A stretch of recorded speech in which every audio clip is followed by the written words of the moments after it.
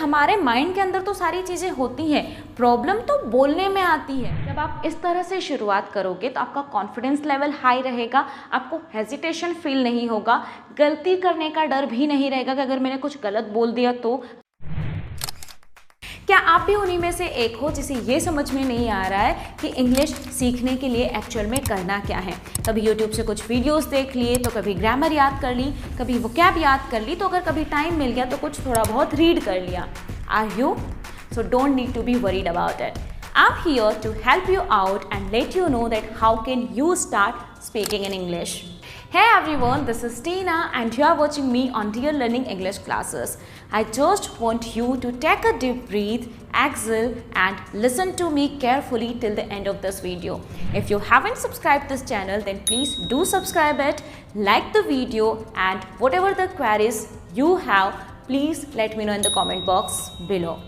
Problem कहाँ आती है ना, जब भी हम इंग्लिश सीखने की शुरुआत करते हैं तो हमारे माइंड में सिर्फ एक ही मेथड आती है कि हिंदी से इंग्लिश में सेंटेंसेस बना करके देखो, हिंदी से इंग्लिश में ट्रांसलेट करके देखो, राइट। और इसी तरह से हम प्रैक्टिस में लग जाते हैं। बहुत सारे स्टूडेंट्स को मैंने देखा है कि वो इसी तरीके से प्रैक्टिस करते हैं। अब आप खुद सोचिए कि अगर आप प्रैक्टिस ट्रांसलेशन करके कर रहे हैं, हिंदी से इंग्लिश में चीज़ों को बना करके कर रहे हैं, तो क्या आप कभी बोल पाओगे? क्योंकि बोलने की तो प्रैक्टिस आपने कभी की ही नहीं, right. Now the problem is here कि हम कभी उस लैंग्वेज को जान ही नहीं पाते हैं, हम सिर्फ ट्रांसलेशन में लगे हुए रहते हैं। और जब तक आप किसी लैंग्वेज को अच्छे से जानोगे नहीं, उसे समझोगे नहीं, आप उस लैंग्वेज को नहीं बोल सकते। ये सिर्फ इंग्लिश के लिए ही नहीं है, चाहे आप किसी भी लैंग्वेज की बात करो। अगर किसी भी लैंग्वेज को आपको अगर सीखना है तो सबसे पहले आपको उसकी रूट तक पहुंचना पड़ेगा, right. It means the first thing which you need to do here, that is you have to be familiar with this language. And how can we be familiar with this language? As we have talked in our previous video as well, that for this you need to do listening and reading. अब आप सोचोगे कि फिर से मैं वही बात करूँ कि लिसनिंग करनी पड़ेगी, रीडिंग करनी पड़ेगी। ये तो बहुत लोग बताते हैं, और रीडिंग करके या फिर लिसनिंग करके हम कैसे सीख सकते हैं, राइट। क्योंकि इसके लिए तो बोलना पड़ेगा, राइट। बट क्योंकि आपको पहले इंग्लिश लैंग्वेज को जानना पड़ेगा, और अगर इसको आप जानना चाहते हो तो आपको लिसनिंग, आपके पास सिर्फ दो ही रास्ते हैं, राइट। जब हमने हमारी नेटिव लैंग्वेज को सीखा था, या फिर एक बच्चा जब अपनी लैंग्वेज को सीखता है तो वो क्या करता है? अपने आसपास के लोगों को सुनता है, ऑब्जर्व करता है और फिर डिलीवर करता है, राइट। तो अगर आपको भी इंग्लिश लैंग्वेज को सीखना है तो आपको भी एक छोटा बच्चा बनना पड़ेगा, यानी कि एक वो बच्चा जो कि अभी बोलना सीख रहा है, और तभी जाकर के आप इस लैंग्वेज को सीख पाओगे। और सबसे पहले इसके लिए आपको इसे जानना पड़ेगा, वो भी बहुत अच्छे से, राइट। और इसके लिए आप क्या कर सकते हो? एक आप लिसनिंग कर सकते हो और रीडिंग कर सकते हो। यही दो रास्ते हैं हमारे पास जिनसे कि हम इंग्लिश लैंग्वेज को बहुत अच्छे से जान सकते हैं। पहले हम बात करते हैं लिसनिंग की। अब आप बोलोगे कि आपके पास अलग से टाइम नहीं है, राइट। प्रैक्टिस करने के लिए टाइम नहीं मिल पाता है क्योंकि दिन भर ऑफिस में निकल जाता है, या फिर अगर हाउस वाइफ्स हैं तो घर के काम में निकल जाता है, तो टाइम नहीं मिल पाता है प्रैक्टिस के लिए, right. But if you want to do anything, if you want anything, then you have to pay for it. किसी भी चीज़ को आप फ्री में नहीं ले सकते। अब पे करने का मतलब ऐसा नहीं है कि आपको पैसे ही पे करने पड़ेंगे। You have to make efforts. कुछ भी सीखने के लिए एफर्ट्स तो आपको लगाने ही पड़ेंगे। लेकिन फिर भी अगर आपके पास टाइम नहीं है, आप टाइम नहीं निकाल पा रहे हो, then what all you need to do here, that make a promise to yourself that from today onwards, whatever you are going to search in your mobile phone, watch in your mobile phone, everything would be in English. Whether it is related to your work, entertainment, anything. जो कुछ भी आपको देखना है, सुनना है, या फिर कुछ काम से रिलेटेड है, या फिर एंटरटेनमेंट से अगर आप देख रहे हो, या फिर कुछ भी कर रहे हो अपने फ़ोन के अंदर, तो आपको उसे सिर्फ और सिर्फ इंग्लिश में ही सुनना है, इंग्लिश में ही देखना है। रिसर्च के अकॉर्डिंग एक पर्सन दिन भर में 4 घंटे 37 मिनट सिर्फ और सिर्फ अपने मोबाइल के साथ स्पेंड करता है, यानी कि अपने मोबाइल को चला करके स्पेंड करता है, राइट। या तो वो रील्स स्क्रॉल करता है, यूट्यूब पर टाइम स्पेंड करता है, इंस्टाग्राम पर, फेसबुक पर, या फिर कहीं पर भी, लेकिन उसके 4 घंटे 37 मिनट दिन के सिर्फ और सिर्फ फ़ोन में ही चले जाते हैं। अब यहाँ पर सबसे बड़े दुख की बात ये है कि हमें इसके बारे में पता भी नहीं होता है, और फिर हम बोलते हैं कि हमारे पास टाइम नहीं है प्रैक्टिस करने के लिए। राइट। तो हो सकता है कि ये वाली हैबिट तो आप छोड़ नहीं पाओगे कि नहीं फ़ोन को अलग कर दो, फ़ोन चलाना ही बंद कर दो, वो भी ज़रूरी है, क्योंकि हम बहुत, ऐसा ज़रूरी नहीं है कि आप उस पर टाइम वेस्ट ही करते हो, क्योंकि आप अगर कुछ सीख रहे हो, right now you are watching this video, तो अपने फ़ोन से ही देख रहे हो, राइट। तो यहाँ पर आप कुछ सीखने के लिए देख रहे हो, लेकिन हम करते क्या है कि हम सिर्फ देखते ही रहते हैं, कभी भी हम इम्प्लीमेंट नहीं करते हैं। तो आपको क्या करना है, सिर्फ अगर आप चीज़ों को जानोगे तो आप कभी भी नहीं सीख पाओगे। जैसे कि मान लो आपको कार चलाना सीखना है, राइट, और अगर आपने वीडियो देख लिया कि एक कार को कैसे चलाया जाता है, तो क्या आप सीख जाओगे? If you want to drive a car then you have to drive the car. भले आप कितने भी वीडियोस देख लो, जब तक आप खुद कार को नहीं चलाओगे you will not be able to drive the car, right. तो क्या करना है कि जितने भी आप वीडियोस देख रहे हो, रील्स चला रहे हो, या फिर अपने काम से रिलेटेड कुछ सर्च कर रहे हो, तो उन्हें हिंदी में सर्च करने के बजाय you have to do everything in English only. अब यहाँ से क्या होगा ना कि जैसे दिन भर, अच्छा ठीक है, एक और बात यहाँ पर ध्यान रखनी है कि जब भी आप इंग्लिश से रिलेटेड अगर कुछ सर्च कर रहे हो, यानी कि इंग्लिश को सीखने के लिए ही, तो आप ग्रामर सर्च नहीं करोगे, वोकैबुलरी सर्च नहीं करोगे, सिर्फ और सिर्फ हमारा फोकस होगा सुनने के ऊपर। स्पीचेस आप देखो, कार्टून्स आप देख सकते हो, वहाँ पर वेब सीरीज़ कुछ देख सकते हो, मूवीज़ आप देख सकते हो, या फिर कुछ पॉडकास्ट वगैरह आप सुन सकते हो। सिर्फ और सिर्फ सुनने पर फोकस होना चाहिए। And you have to do active listening, right. Passive नहीं, एक्टिव लिसनिंग करनी पड़ेगी। अब इससे क्या होगा कि धीरे धीरे आपने देखा होगा कि कभी कभी ना कुछ आप ऐसा आपके मुंह से निकल जाता है जो कि आपका नहीं है, आपने खुद ने ना तो कभी पढ़ा था, ना याद किया था, कुछ नहीं, और फिर आप जब बोल देते हो फिर आपको पता लगता है कि यार इसको ना मैंने कहीं तो सुना था। यानी कि जो सुना हुआ रहता है वो हमें याद हो जाता है, याद रह जाता है, और हमारा माइंड जितना हम सुनते हैं चीज़ों को उतना ही वो ऑब्जर्व करता है, और थोड़े टाइम के बाद वही सारी सेम चीज़ें हम डिलीवर करने लग जाते हैं, राइट। लेकिन आज के टाइम में हमारे पास सुनने के लिए टाइम ही नहीं है, हम सिर्फ बोलने की कोशिश करते हैं। अगर कोई सामने वाले पर्सन से अगर हम कॉन्वर्जेशन भी कर रहे हैं तो हमारा फोकस उस बात पे रहता है कि कब अपनी बात ख़त्म करो और मैं बोलूँ, उसे सुनने पर नहीं होता। So you have to be active listener. Until and unless you are an active listener you can't be a speaker.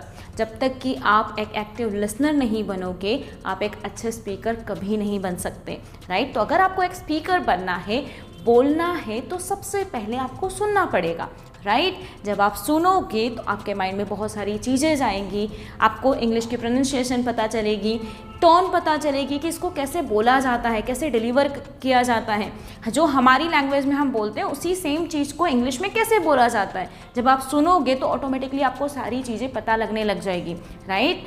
It means कि आप इंग्लिश लैंग्वेज के साथ में फैमिलियर हो जाओगे, right. Next thing is reading. अब आपके माइंड में एक क्वेश्चन आ रहा होगा, या फिर आप सोच रहे होंगे कि रीडिंग तो हम बचपन से करते हुए आ रहे हैं, रीडिंग से हम कैसे इंग्लिश बोलना सीख सकते हैं, right. So now I have a task for you that you can see a paragraph on the screen. Now what you need to do here that you have to read this paragraph in your mind only. You don't need to read it loudly. Okay? सिर्फ मन मन में read करना है. So please read it.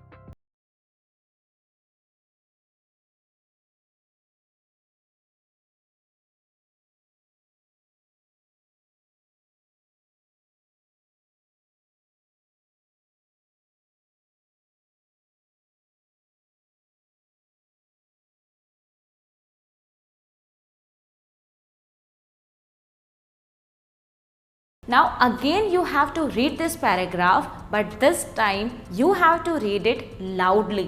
इतने loudly पढ़ना है कि आपकी जो voice है वो आपके कानों तक जानी चाहिए, right?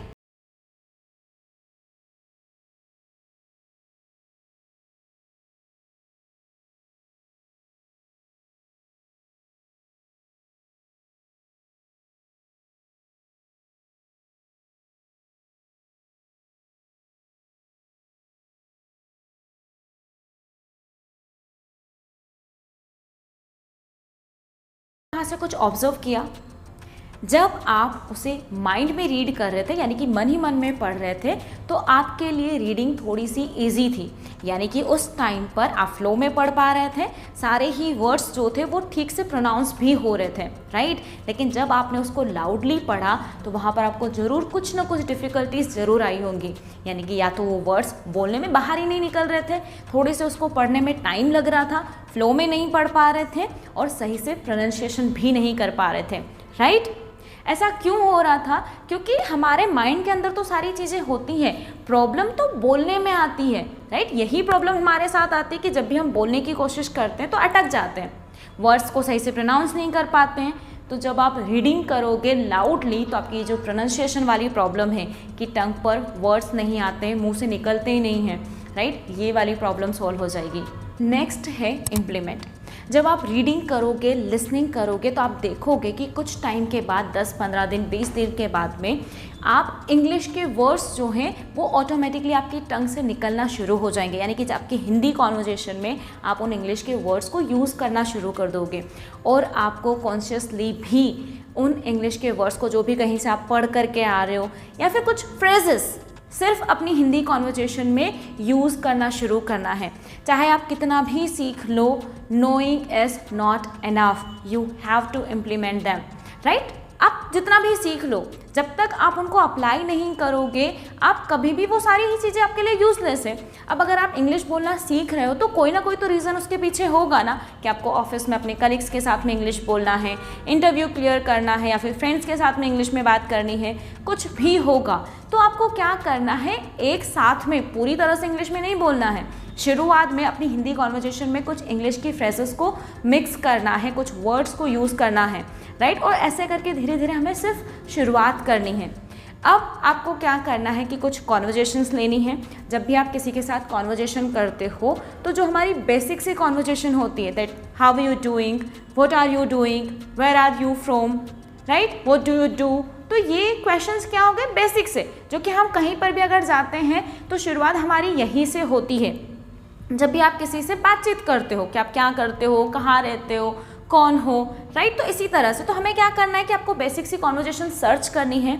आप ChatGPT से ले सकते हो या फिर आप हमारी वेबसाइट पे जा कर के, वहाँ पर आपको बहुत सारी कॉन्वर्जेशंस मिल जाएंगी, बहुत सारा कंटेंट आपको मिल जाएगा रीडिंग के लिए या फिर प्रैक्टिस करने के लिए, तो आप वहाँ से देख सकते हो, राइट। अब आपने एक कॉन्वर्जेशन को पढ़ा और वहाँ पर आपको अपनी जो सिचुएशन है कि आपकी लाइफ में क्या चल रहा है, आप क्या करते हो, क्या नहीं करते हो, आप कैसे हो, वो सारी चीज़ें आपको अपनी लाइफ की सिचुएशंस वहाँ पर पुट कर देनी है, राइट। एक कॉन्वर्जेशन आपने पढ़ी, उस कॉन्वर्जेशन को रिलेट करना है आपको अपनी लाइफ के साथ में, राइट। और ऐसे करके आपको धीरे धीरे इंग्लिश बोलने की शुरुआत करनी है। सबसे पहले आपको अगर कहीं बाहर जा कर के बोलना है, ये तो आप सीख रहे हो, प्रैक्टिस कर रहे हो, लेकिन अब जब बाहर जा कर के आप बोलोगे तो आपका कॉन्फिडेंस वहाँ पर आपको नहीं बोलने देगा, राइट। अगर आपके अंदर कॉन्फिडेंस नहीं है तो आप कभी भी नहीं बोल पाओगे। और कॉन्फिडेंस को बिल्ड करने के लिए, जैसा कि मैंने अभी आपको बोला कि शुरुआत में आपको हिंदी कॉन्वर्जेशन में कुछ इंग्लिश के वर्ड्स को यूज़ करना है, कुछ फ्रेजेस को यूज़ करना है, दैट्स इट। और जब आप अपनी, जैसे कि आप अभी तक सिर्फ हिंदी बोलते हुए आ रहे थे, ठीक है, पूरी तरह से हिंदी, लेकिन वहाँ पर आपने कुछ सेंटेंसेस इंग्लिश के यूज़ कर दिए, फर्स्ट डे सिर्फ एक सेंटेंस यूज़ किया, राइट। पहले उसके लिए आपने प्रैक्टिस भी की है और जब आप उस सेंटेंस को यूज़ करोगे तो आपका कॉन्फिडेंस जो है वो बढ़ने लगेगा। नेक्स्ट डे आपने 2 सेंटेंस यूज़ किए, पूरे दिन भर में 3 से 4 सेंटेंसेस भी अगर आप यूज़ कर देते हो तो आपका कॉन्फिडेंस लेवल बढ़ने लग जाता है और धीरे धीरे आप देखोगे कि आपकी हिंदी की जो कॉन्वर्जेशन है उसमें आपने इंग्लिश के जो सेंटेंसेस हैं वो बढ़ने लग गए हैं। अब हिंदी आप कम यूज़ करते हो, इंग्लिश आप ज़्यादा यूज़ करने लग गए हो। जब आप इस तरह से शुरुआत करोगे तो आपका कॉन्फिडेंस लेवल हाई रहेगा, आपको हेजिटेशन फील नहीं होगा, गलती करने का डर भी नहीं रहेगा कि अगर मैंने कुछ गलत बोल दिया तो, अगर कुछ गलती कर दी तो, सब लोग हंसने लगे तो, क्योंकि आप धीरे धीरे उस माहौल में जा रहे हो, राइट। और जब आप धीरे धीरे किसी माहौल में ढलते हो तो आप उसके यूज्ड टू होने लग जाते हो, यानी कि उससे फैमिलियर हो जाते हो, आपको उसकी आदत सी हो जाती है और फिर किसी भी तरह का कोई डर नहीं रहता है, राइट। अगर आपको मेरी ये बात समझ में आ गई है and if you think that it really makes any sense, then please let me know in the comment box that how did you find this video. And सबसे बड़ी बात कि ना माइंड पर कोई भी लोड लेकर के नहीं घूमना है। हमारा माइंड सेट जो होता है वो बहुत ही ज़्यादा हेल्प करता है किसी भी चीज़ को सीखने में या फिर कुछ भी करने में। Now if you want me to make a video on mindset कि इंग्लिश सीखने के लिए हमारा माइंड सेट कैसा होना चाहिए, then please let me know in the comment box. I'll meet you in the next session. Till then, take care. Bye bye. Keep practicing. Keep learning.